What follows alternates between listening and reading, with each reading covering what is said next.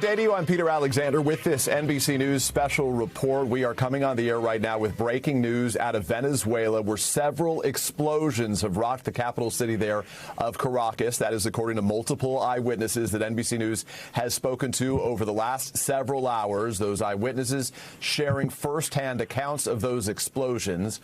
The Venezuelan government, for its part, has accused the United States in a new statement from overnight of carrying out the military attacks, condemning the strikes as what it calls extremely serious military aggression. Neither the White House nor the Pentagon has issued any comment. We are out to both the White House and the Pentagon, as well as the State Department, for any information on this. And of course, we're monitoring Truth Social to hear if the President of the United States shares any comments as well. But notably, if the U.S. is behind these strikes, it would mark a major escalation from the United States military after the Trump administration's months-long pressure campaign on Venezuelan leader Nicolas Maduro's regime there. Maduro, someone that the United States has said is an illegitimate leader, the head of what the United States, U.S.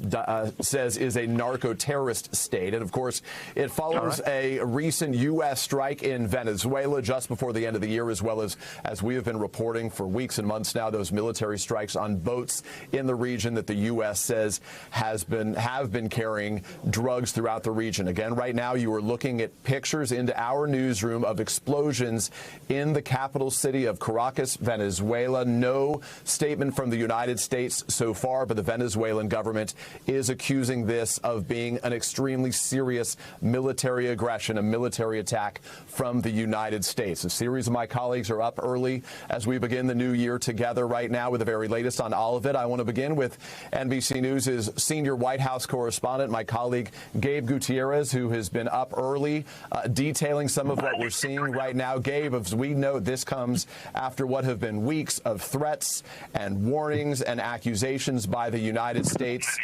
The president, only a matter of days ago, had said that Nicolas Maduro's days were numbered. If the U.S. is behind these strikes, it appears very clear that the U.S. is now amping up the pressure on the Venezuelan leader. Gabe?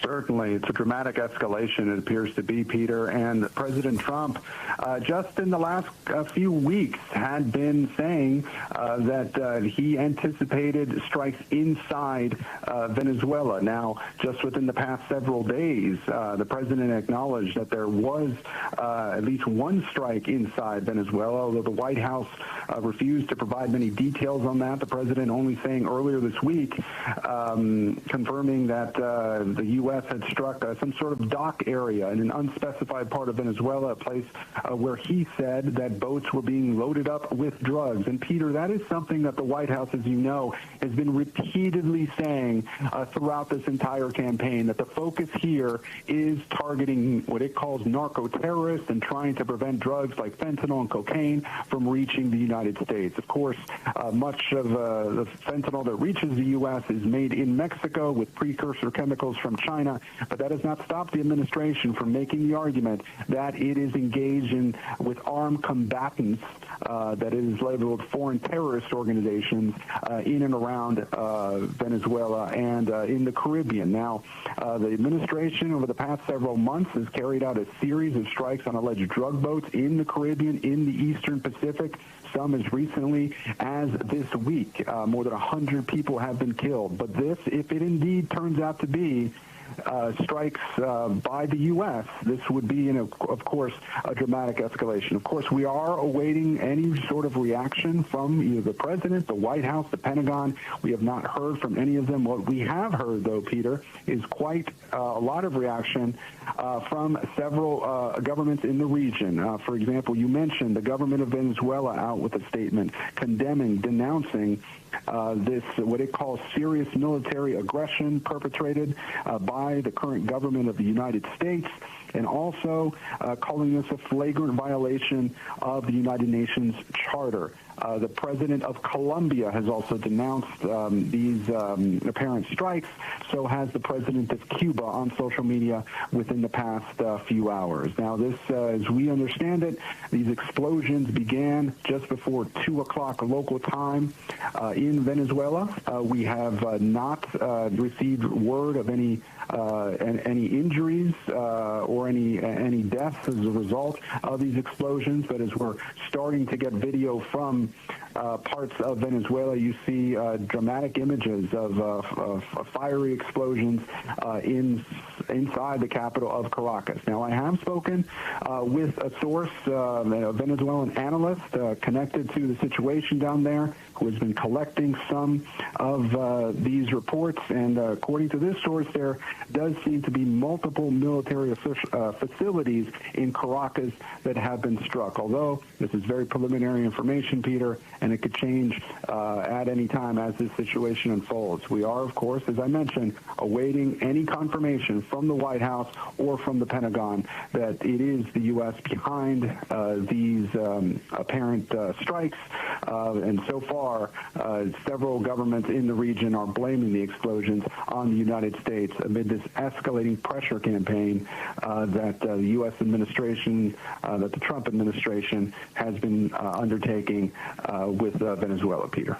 Gabe, stay with us for a second. Again, just to remind audiences, as we look at this right now, we are seeing those fiery explosions taking place in and around the capital city of Caracas in Venezuela right now. And much of that region has been bracing for the potential this might happen, given some of the president's words in recent days. We should note we also heard from the Venezuelan president, Nicolas Maduro, just a matter of hours ago in the last couple of days, where he said that he was open and negotiating with Washington, with the president, to combat drug trafficking in what was really the first sign, perhaps, that this sustained U.S. pressure campaign was beginning to take its toll in some form on this embattled South American leader at the time. Maduro said in an interview that was recorded and aired with a South American, a Spanish journalist, he said the U.S. government knows because we have told many of their spokespeople that if they want to seriously discuss an agreement to combat drug trafficking, we are ready. The president, as you may remember in recent days, before we saw that strike that took place at a docking facility along Venezuela's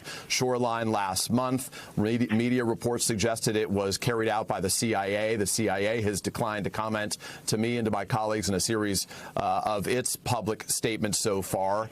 But we know that the president did say publicly in advance of that the U.S. had knocked out a facility tied to Venezuela. In his words, he said it was a big plant or facility where, among other things, he said the ships come from. He said, in the president's words, that we hit them very hard, but clearly this would be a much harder strike were it to be the United States behind it right now. We should note we do not have any reason to believe that there will be any public acknowledgement from the U.S. so far. As with other strikes that have taken place around the world, including those in Iran and elsewhere, it's often a matter of hours or even days before the U.S. would confirm such a thing. Gabe, as you stay with us here, I'm struck by a couple of things. One, obviously, among the questions we're asking right now, if this was the U.S., was the Senate Armed Services Committee notified of any strikes that would be have taken place there? There's obviously been some criticism from Democrats, even some Republicans, that they have not been brought into this process, that in effect the White House has been working unilaterally here already at this early hour as we try to get more details. There are accusations from Democrats against the Trump administration. We heard from one of former President Obama's deputy national security advisors, one of his heads of strategic planning there, Ben Rhodes, a moment ago, effectively saying that a regime change war in Latin America based on absurd rationales about drug trafficking, no explanation of goals, and counter to everything Trump promised, campaigning. That's the way he has framed it. So you can see how the criticism is already beginning before there's even confirmation of what this may be right now. But let's focus in the moment again with those strikes right here, Gabe. And the president has had a series of meetings, we know, over recent weeks with some of his top advisors. We know they've been focused on a series of military situations, most notably what's been taking place between Russia and Ukraine. But Gabe, update us on the conversations, the meetings the president and his aides have been having as it relates to Venezuela. Well, certainly. It's been a very busy period, Peter. As you know, the president dealing with a lot of foreign policy challenges really around the world. Of course, not just in Ukraine, but also escalating tensions between Iran and Israel. And Venezuela also has come up just within the past several days as he's been spending the holidays at his Mar-a-Lago estate in South Florida. Now, the president has been meeting with his national security team for quite some time, and over the past several months, regarding Venezuela, the driver of this policy, the foreign policy towards Venezuela, has certainly been Secretary of State Marco Rubio, also the acting national security advisor, as well as Deputy Chief of Staff Stephen Miller, of course, Chief of Staff Susie Wiles, involved in all of these discussions as well. And you recall, Peter, that it's just a short time ago, a couple of weeks ago, that in a Vanity Fair interview with Susie Wiles, the Chief of Staff, made a very candid assessment of the administration's goals in Venezuela. While they have publicly been saying that stopping drugs from entering the U.S. is the main goal and combating narco traffickers, Susie Wiles saying in that interview that one of the main goals of attacking these alleged drug boats was to make Maduro cry uncle. And certainly Secretary of State Rubio has made no secret throughout his political career of wanting regime change in Venezuela, a government that the administration views as illegitimate, that says that it won the last election, but has been denounced by much of the world, which views the Maduro government as illegitimate. So there is still a lot of criticism, certainly not just from Democrats, but some skeptical Republicans who, as you mentioned, Peter, the administration has gone around Congress when it comes to these engagements with Venezuela. And there's certainly a lot of questions within the past few days. If there were strikes inside Venezuela, would that amount essentially to a declaration of war? And you spoke about that earlier strike inside the country that the president acknowledged, that the CI declined to comment. If this does end up being strikes conducted by the U.S., and again, we don't have confirmation of that, but if it is, how will Congress react? And will there be more outrage, not just among Democrats, but again, among Republicans who may not have been notified of this? Even though President Trump has said that strikes inside Venezuela were coming, so this may not be entirely unexpected. Perhaps the scope of it, if it does end up being the United States, certainly is raising a lot of eyebrows. Right now, we have not heard from the White House, have not heard from the Pentagon, and we have not heard directly from Venezuela's leader, Nicolas Maduro. We have heard a statement from his government, but Maduro himself, we are not sure of his whereabouts at this hour either, Peter. Gabe, I want to give you a moment to try to reach out to some of your sources, even at this early hour, just 4 o'clock, 4:15 almost in the morning, East Coast time, an hour ahead there in Caracas, Venezuela, which means in the course of the next hour or so, it'll finally become dawn, daylight, which will give us a better sense of what destruction, what damage, what attacks may have taken place there so far. Again, to confirm, we don't know specifically that the U.S. is behind it, but that is the accusation being made by the Venezuelan government at this time. I want to bring in our colleague, our chief foreign correspondent is Richard Engel. He's also joining us on the phone right now. And Richard, for the first time, we are getting some information from the U.S. government, not specific to these attacks, but perhaps responding to them. This is from the U.S. Embassy in Bogota that says it is aware of these reports of explosions in and around Caracas, Venezuela. They are warning U.S. citizens not to travel to Venezuela. They say citizens, American citizens who are in Venezuela right now, should shelter in place, what it calls its highest travel advisory level, a level 4 right now. So that's the first sort of acknowledgement that this is taking place from the U.S. government in some form, though it's still unclear whether the U.S. is behind what we're seeing right now. You have been in that region in recent months. I just want to get your sense as we witness this right now taking place on the ground there in and around Caracas, the capital city. Peter, good to join you. Happy New Year. And it looks like Venezuela is going to be a story that is going to be dominating this new year. As you mentioned a short while ago, the U.S. hasn't acknowledged that it was behind it, no official confirmation, but there are only certain countries in the world that could carry out coordinated strikes in a foreign country this kind of scale, or who would have that interest. And the United States has certainly indicated that President Maduro is a target. Gabe Gutierrez had two phrases that I think are worth noting a short while ago. He said that the point of the military pressure on Venezuela that we've been seeing now is to get Nicolas Maduro, the dictator who runs the country, to cry uncle. Well, so far he has not been crying uncle. There have been strikes against boats, allegedly carrying drugs, killing upwards of 100 people that have been denounced by not long ago.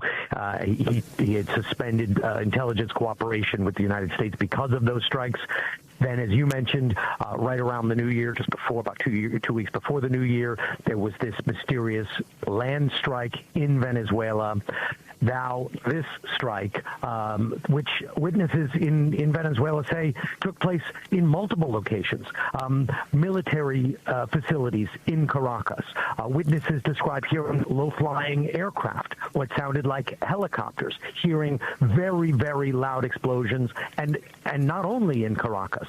So what it appears that we saw over the last few hours was a coordinated, sophisticated military strike, primarily targeting military facilities, very likely carried out by the United States, although we don't have that officially confirmed at this stage.